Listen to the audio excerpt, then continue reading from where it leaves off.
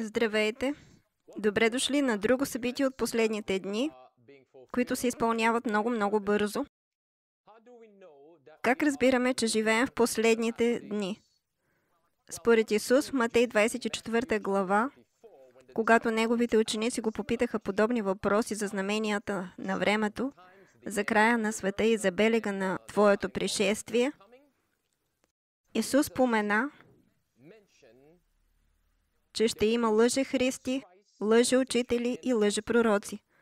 Това беше най-първият знак, който Исус описа. Когато Павел също описваше знаменията на времето, каза, че мнозина ще отстъпят от вярата.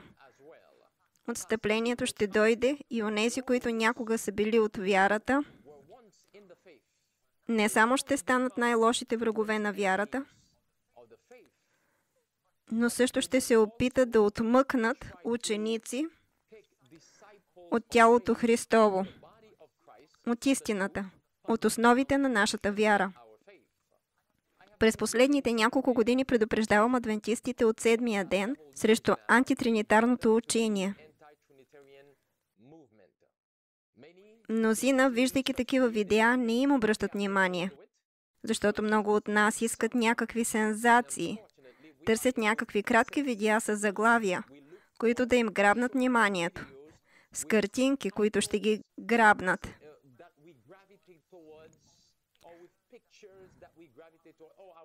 Аз ще гледам това, аз ще гледам онова. Някои от нас няма да отделят време да слушат дори една 30-минутна проповед, камо ли видео проповед от час и половина. Но все пак нямаме проблем да гледаме за повече от час как Тръмп и Байден дебатират. Гледаме ги до край. Някои от нас нямат проблем да гледат филми, продължаващи повече от час. Обикновено те продължават повече от час и ние нямаме проблем с това, но когато е видео проповед и продължава малко повече от 10 минути, казваме, твърде дълга е.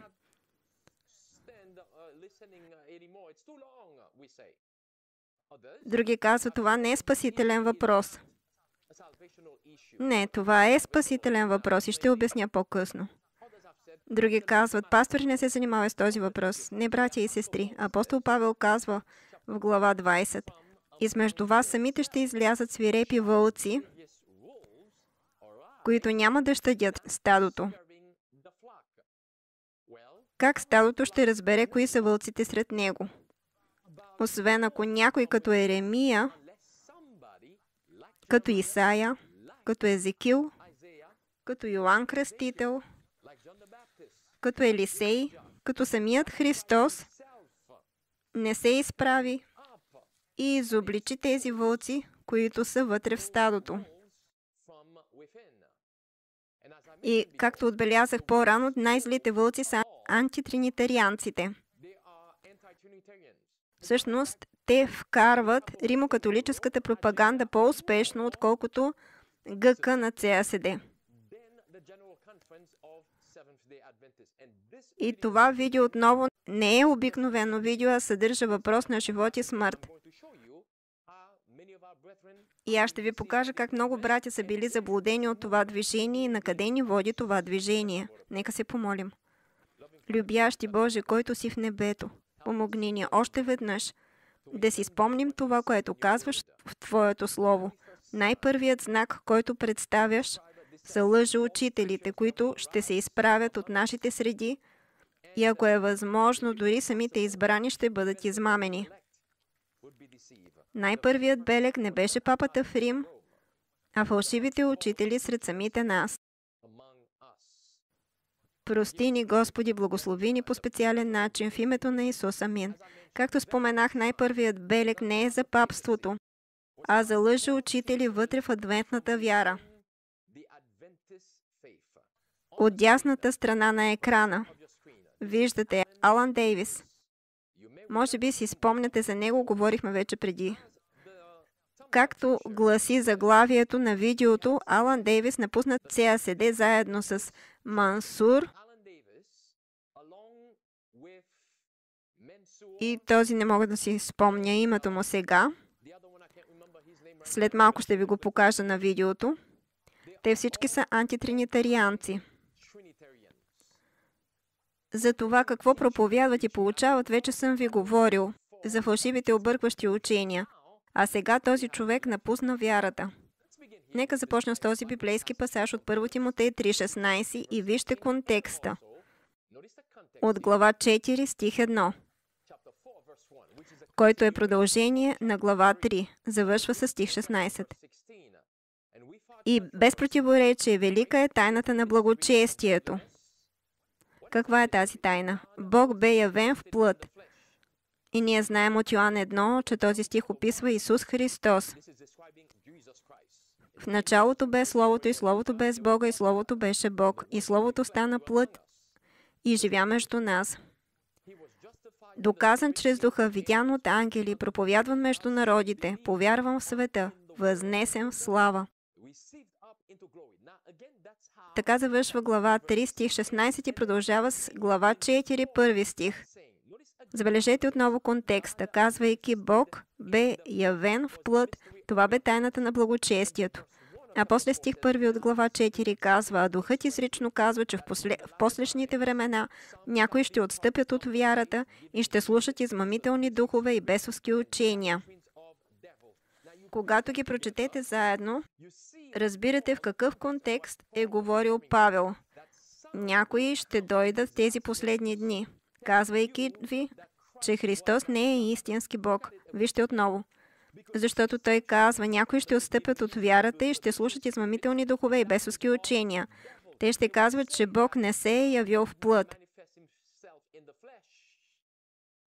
Не е ли такъв случаят на Алан Дейвис и Даниел Меса? Това беше името на другия, който се опитвах да си спомня. Слушайте внимателно. Като отидете до Светая Светих, където нашият първосвещеник служи за нас, колко корони има върху ковчега на завета? 1. Колко милостивилища има върху ковчега на завета? 1. Кой е състанал там? Отец. Великият Създател. Източникът на целия живот. Ако Христос беше съравен на Отец, защо тогава ще трябва да бъде първосвещеник? Служиш от наше име пред Бога. Виждате ли това? Затова ако ние спрем до Исус, в крайна сметка никога няма да стигнем до Отец. Още повече, както Даниел е забелязал в Австралия, много хора са направили това, те са превърнали Исус в идол, докато през цялото време си мислят, че Той е истински Бог.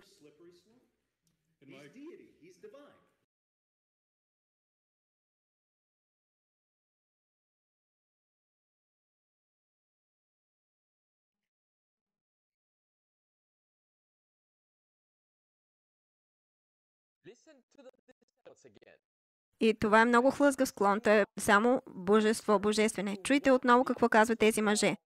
Те се противопоставят на това, което казва апостол Павел за Христос и неговата божественост. Те говорят точно както Павел заявява, че някои ще се отстранят от вярата, слушайки измамителни духове и бесовски учения.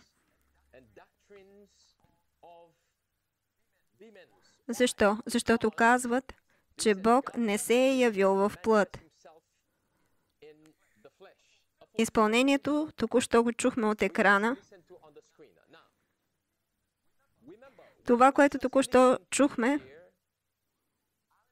е как Алан Дейвис по онова време заявява, че вярва в свещеничеството на Исус като наш първосвещеник в небето. Това чухме току-що. Това беше Алан Дейвис тогава.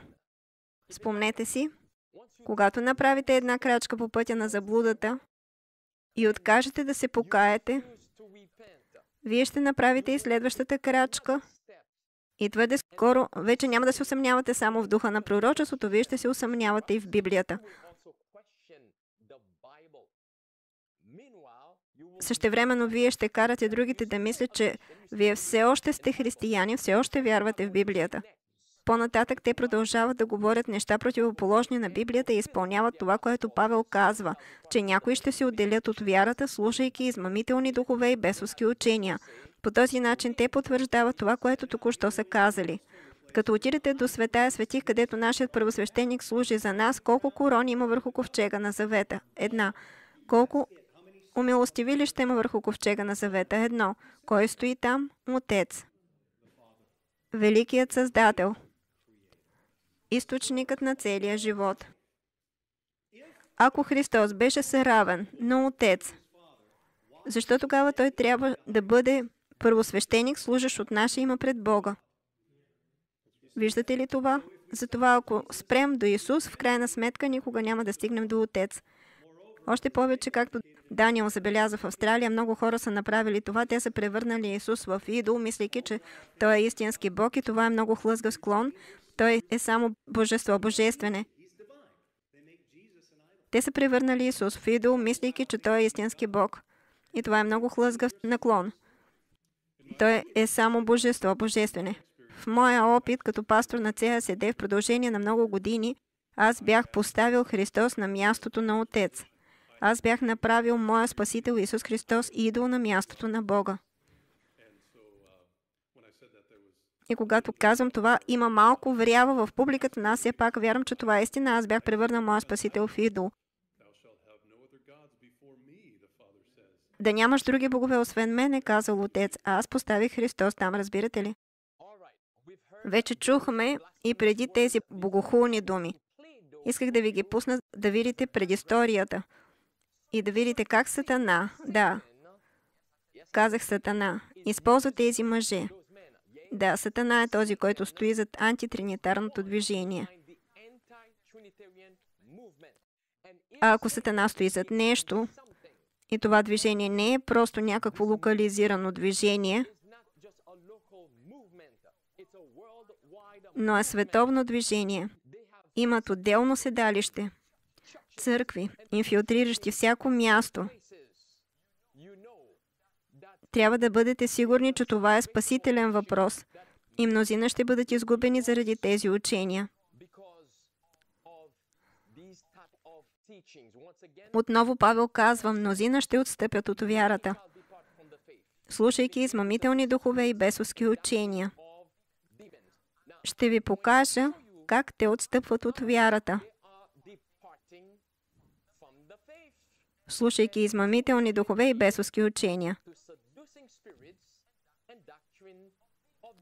Помнете, че тези мъже са антитринитарианци. Те твърдят, че тези от нас, които вярват в три личности в Божеството, Отец, Син и Святия Дух, значи вярваме в Троица, както казват те в католическата Троица. Но в действителност те са тези, които учат и вярват в католическата Троица. Ето какво казва католическото кредо. Това е от Catholic Identity. Това е католическо кредо, фундаментално вярване на католическата църква.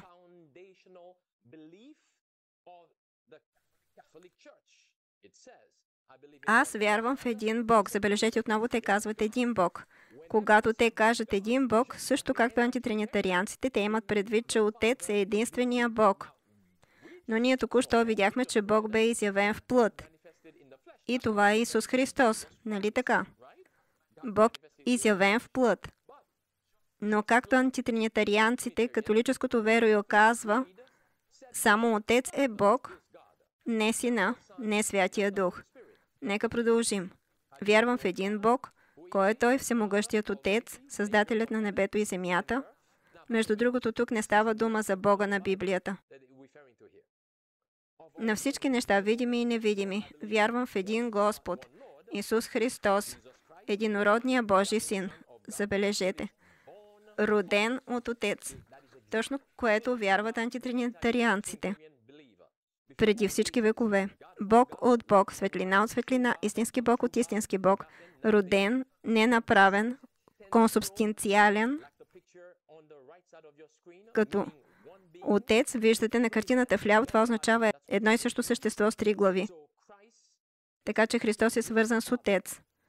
Вярвам в Святия Дух, Господа, дарителя на живота, който произлиза от Отец и Сина. Точно тези думи ще чуете от антитринитарианците. Святия Дух произлиза от Отец и Сина. Не е отделно същество. Той е консубстинциален на Отец. Това е точно това, което антитринитарианците вярват. Чуйте какво казва духа на пророчеството. Врагът е положил своето майсторско усилие да осуети вярата на нашия народ в свидетелствата. Това е точно както Сатана е планирал да бъде. И тези, които подготвят пътя, хората да не обръщат внимание на предупрежденията и укорите на свидетелствата на Божия дух, ще видят как ще избликнат за живот поток от заблуди от всякакъв вид. О, братя и сестри, поток от заблуди. Ние виждаме точно това. Да, виждаме точно това. Това е една от големите заблуди тук. Това е Алан Дейвис. YouTube канал. Ще го намерите там. Какво вярва той? Той вярва същото, както католиците.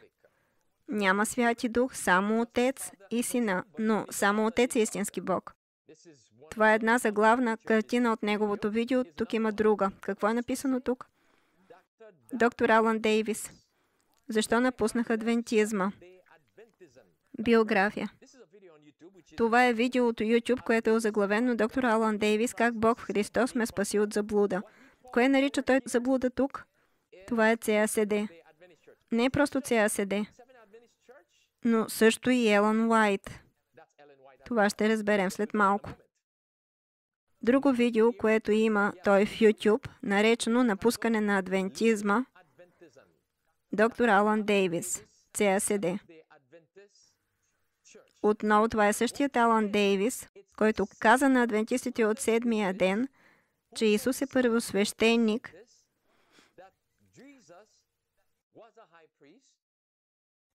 че той е адвентист и че Исус не е истински Бог. Това е същият мъж отдясно на екрана ви с Даниел Меса.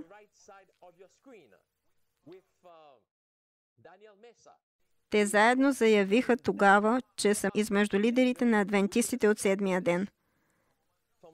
Отсред вас ще се появят и ще се отделят от вярата, слушайки измамителни духове и бесовски учения. Това е същият мъж отдясно на екрана ви. Казва това, че е напуснал CACD и че факта, че е напуснал CACD е добро нещо, защото Бог го е спасил от заблуда. Както казах преди, антитринитарното движение не е адвентно. Те не са адвентисти от седмия ден. И където и да ги открием, в църквите на конференцията, в самоподдържащите се църкви, представящи настоящата истина, трябва да ги изгоним, защото те не са адвентисти. Тези хора носят различен дух, демоничен дух в църквата. Не всички от тях, но повечето от тях. Повечето от тях нямат Божия дух. Сега те ви казват да напуснете CACD. Братя и сестри, внимавайте какво ще разкрия пред вас сега. В този клип, тук, той говори, и вие ще го намерите, той вече е записан и е в YouTube. Той говори за различния начин, по който мисли и защо е напуснал църквата. Това е въведението. Чуйте внимателно. Само за да ви дам някаква идея за посоката, в която вървя, за тези от вас, които може да се интересуват, и тези, които са адвентисти от седмия ден и се чудят как съм извлякал някои от заключенията, които имам за различния начин на мислене от този, който съм имал преди 3-4 години. Дължа ви го, за да разберете по-добре какво се случва в ума ми, сърцето ми и изучаването ми. По същество, адвентистите от седмия ден или са прави, или биват оборени по два основни момента. Единият е изследователният съд, а другият – пророкът Елън Уайт. И аз наистина искам да разгледам тези въпроси, защото ако една от тези две точки не е вярна, то и другата не е вярна. Братя и сестри, на нас ни е казано, че хора ще бъдат обладавани от демони. Ще получават доктринални ереси. И този е един от тези мъже. Моля се той да се покае.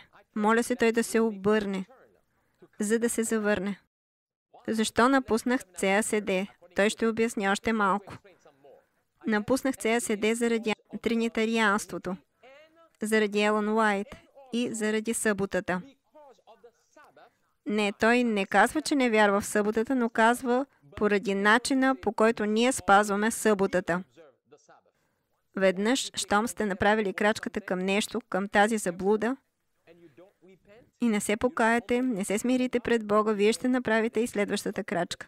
Нека продължим. Освен това, някои могат да се интересуват от позицията ми по въпроса как разбирам Бога и някой от вас може да мислят, че го разбирам като триединство. Аз ще прегледам и това също в някое мое видео и ще демонстрирам как всичко заедно е подготвило пътя за мен да напусна адвентизма. Но напуснал ли съм историческата християнска вяра? Абсолютно не. Всъщност един друг въпрос, който искам да засегна и който е близък и скъп на сърцето на адвентистите от седмия ден, това е концепцията за пазенето на съботата. Ще ви подскажа малко сега. Мисля, че и този въпрос се разбира погрешно в всеобхватното му разбиране и правилното му приложение в християнския живот. Приятели, моля ви да бъдете в очакване. Ще пусна първото от това, което трябва да бъде поредица от 7 видеа за това, защо напуснах адвентизма.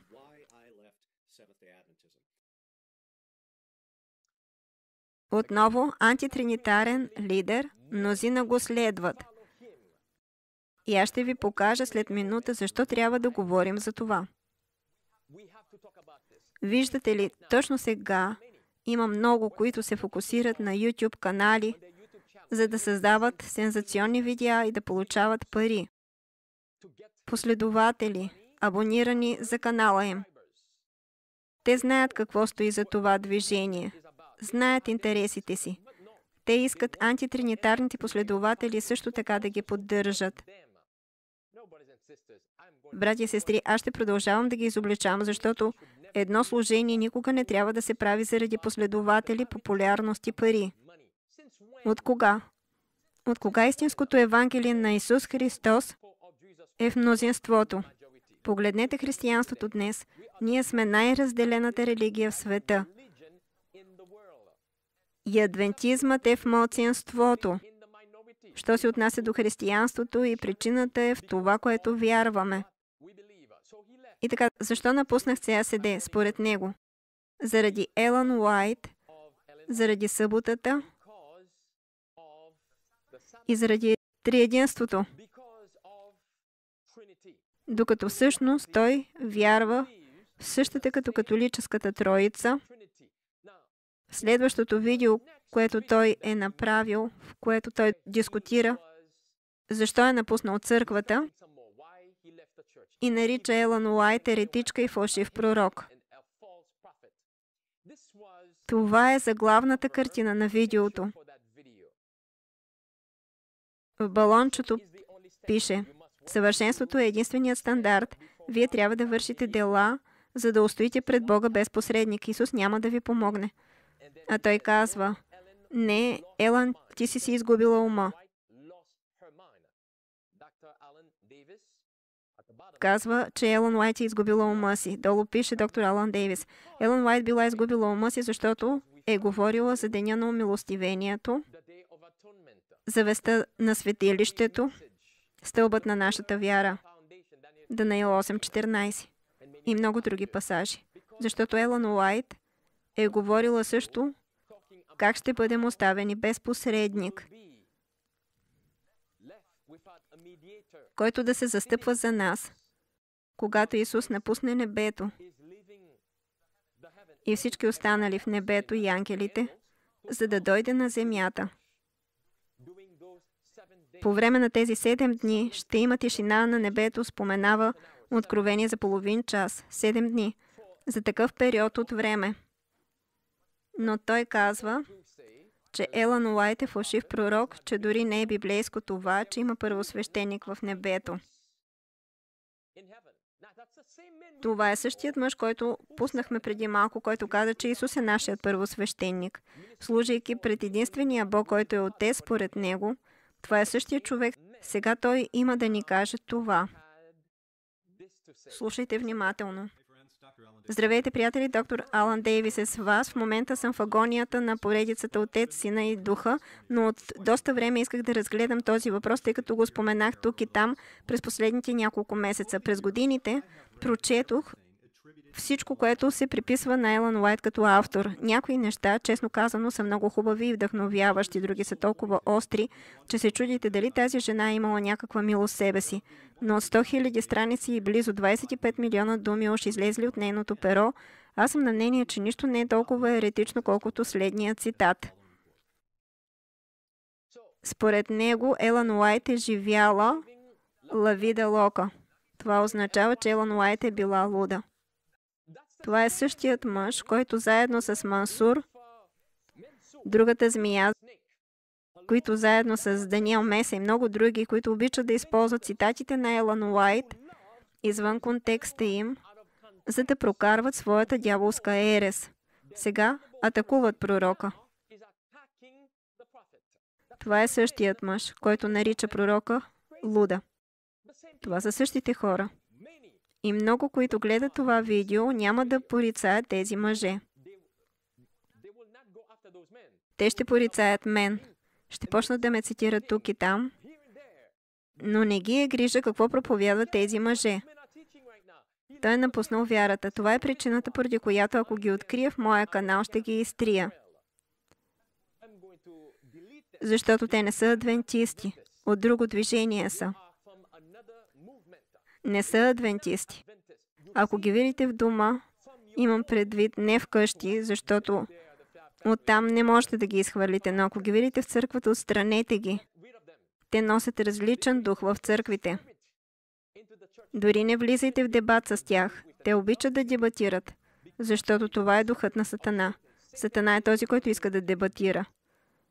Не влизайте в дебат с тях. Те ще ви изсмучат и накрая ще ви оставят празни, защото си имате работа с сатанински дух, който е взел контрола над тях.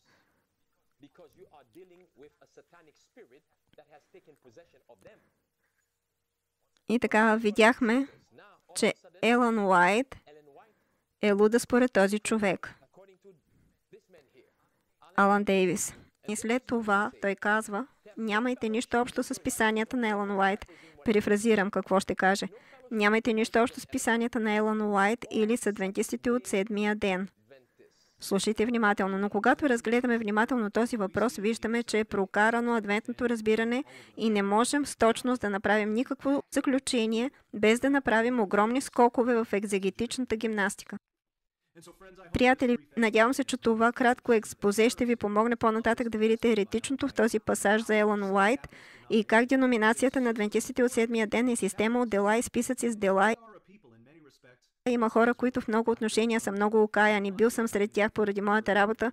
Бил съм сред консервативни, ултраконсервативни групи и става все по-зле с всяка следваща група, в която отивате. Видял съм го и съм го усетил лично. И така, точно както Павел е казал в Ефесяни, не участвайте в безплодните дела на тъмнината, но по-добре ги изобличавайте. Чудя се какво ще кажат тези антитринитарианци, които следват тези лидери. Какво ще кажат за това? Те няма да кажат нищо за това, което той казва и получава за фундаменталните вярвания на адвентистите, за съботата, за Елън Уайт. Не, те ще критикуват мен и знаете ли защо? Защото са били опиянени от виното на тези мъже.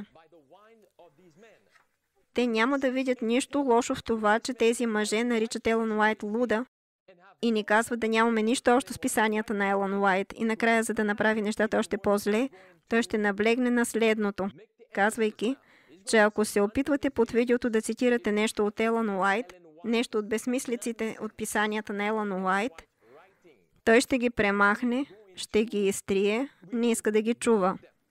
Помнете, това е същия човек, който преди това е използвал Елън Уайт извън контекста, за да ви измами, за да ви накара да вярвате, че няма Святи Дух, че има само Отец и Син.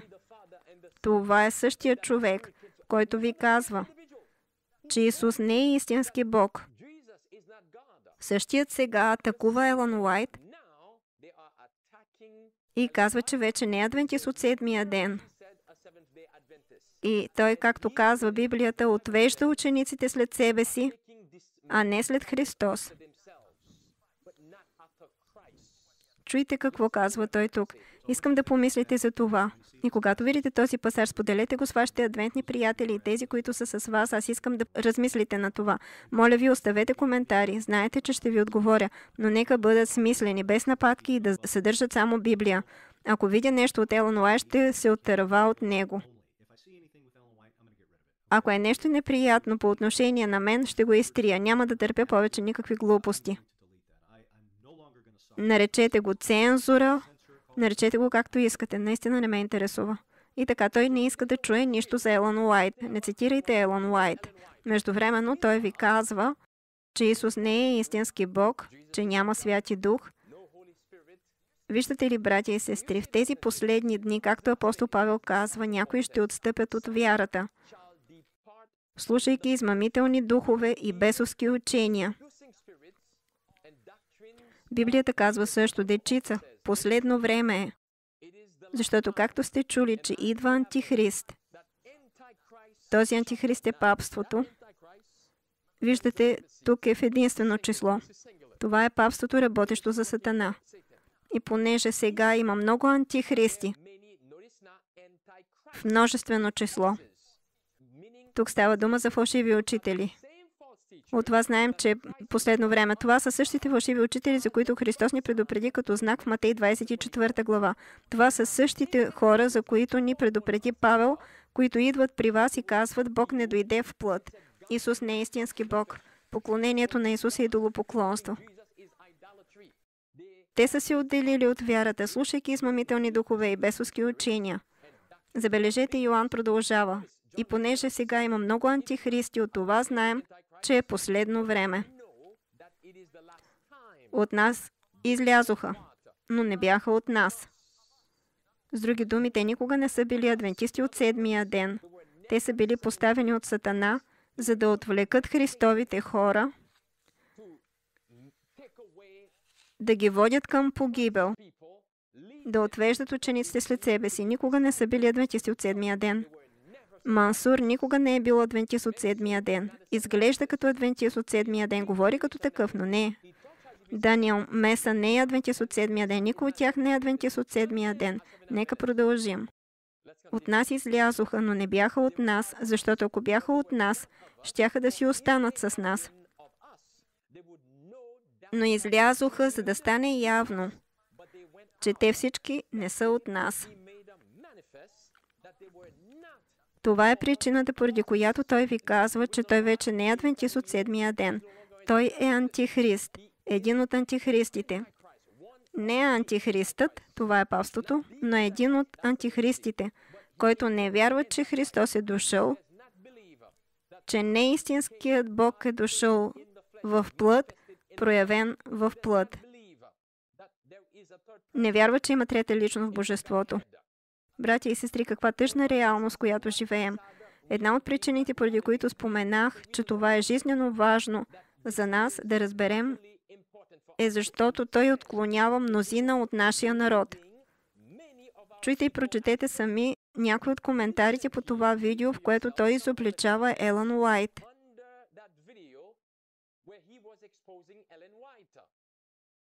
Този човек казва, аз не бях чувала никога преди този цитат. Всъщност, нека покажа цитата. Това е цитат от Елън Уайт, който той развенчаваше, в който се говори, че Исус е нашият първосвещеник и че Исус скоро ще напусне светая светих и ние ще останем без ходатай. Най-вече тази част, че ще останем без ходатай. И бях питала за това лидерите на ЦАСД,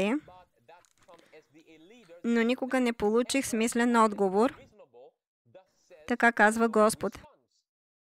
За повече от 50 години се чудих защо бях винаги изпълнена със страх, тревога и опасения за това, което идваше на тази земя. А сега ми се изясни. С други думи казва, че видеото е изяснило нещата. Очаква ли се от мен да оцелея за някакъв период от време без Исус? Пита тя. Това е плашещо, направо ужасяващо. Как не съм видяла това преди? Милост. И неговият отговор е: да, култовата лъжа е тази, която поддържа адвентистите в постоянен страх. И в резултат на това цялото ходене с Христос в Бога се съсредоточава в себе си, отколкото в Бог и в другите. Елън Уайт е култова и ние сме култ. Нека продължим със следващия коментар от друг човек, който е от Андрю 5168. Представяйки видеята си в отговор на адвентизма след вашето сътрудничество с него. Помнете, че това е ютубър, който е напълно против адвентизма. Какво има да каже той? Аз самият постепенно започвам да излизам от адвентизма. Така че какво прави той? Извежда хора извън вярата след себе си, не след Христос. Това е антихрист, братя и сестри. Следващия коментар. Този човек казва: амин, доктор Дейвис, аз съм адвентист от 7-я ден и когато чух това да се проповядва, това беше точката, по която започнах да задавам въпроси. Съгласен съм с вас, доктор Дейвис, за Елън Уайт. Никога не можах да приема това, което твърдо линейните адвентисти от 7-я ден вярваха за нея като безгрешна и пророк, равен на великите в Библията. Тя има някои красиви писания, но когато я цитираха в проповедите, това ме отблъсна. Аз искам да слушам библейските истини от Библията. Дайте ми Библията и само Библията. Между другото, бях в Уимар за 18 дни за възстановяване на здравето. Ходих по 14 мили на ден между сесиите. Това ми помогна, но когато спрях веганската диета и лудото ходене, които не можех да поддържам вкъщи, бързо върнах теглото си отново. И кого да обвиним за това? Следващия коментар казва: отлична работа в изобличаването на този фалшив пророк. Кой е фалшивия пророк? Елън Уайт и нейните измислици. Ако можех да дам на това видео 1000 лайка, бих го направил с удоволствие. Виждате ли колко опасно е това? Колко ще бъдат погубени в резултат на това антитринитарно движение? Те казват: ние сме уморени от нейните писания. Искаме само Библията. Но помнете, че същите хора, които казват това, започват да се усъмняват и в Библията. Чуйте. План на Сатана е да отслабва вярата на Божия народ в свидетелствата. След това ще проследва скептицизъм по отношение на жизнено важните точки на нашата вяра, стълбовете на нашата позиция. И какво следва? Следва съмнение по отношение на Святото Писание. Така че какво се случва? Вие поставяте под съмнение вдъхновението, духа на пророчеството, след това поставяте под съмнение Библията. И те вече правят това. Казват, Матей 28, 19, 20 не принадлежат към Библията.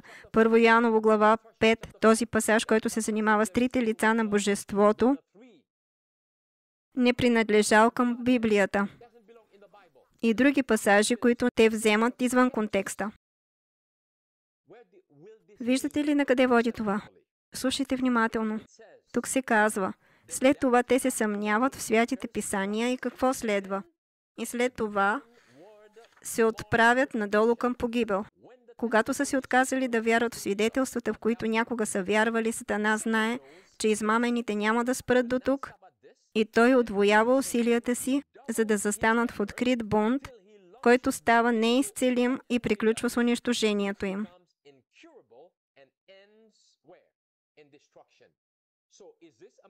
Така че това спасителен въпрос ли е? Да поговорим за него? Да, братя и сестри. Да, и трябва да говорим за Световния икономически форум. Трябва да говорим за събитията, които се случват в нашия свят, за папството и за всички тези неща. Но трябва да изобличим това движение, което е по-лукаво и опасно от всички други неща, които се случват. А не само да се опитваме да бъдем популярни, да събираме пари и последователи. Защото според Библията, тези, които идват измежду нас с фалшиви доктрини, са по-опасни от Рим. Рим и отстъпилият протестантизъм са представени от змея. Но тези фалшиви учители, Библията ги представя като вълци.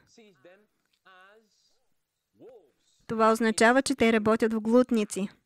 Те разделят, разпръсват стадото, за да могат да погълнат слабите. Ето как вършат нещата си. Те имат план за атака. Тези хора работят за Сатана. Точно както папството работи за Сатана. И аз се надявам и се моля те да се покаят. Библията ни казва при закона и при свидетелството. Ако не говоря според това слово, то е защото няма светлина в тях. Този човек не говори според така казва Господ.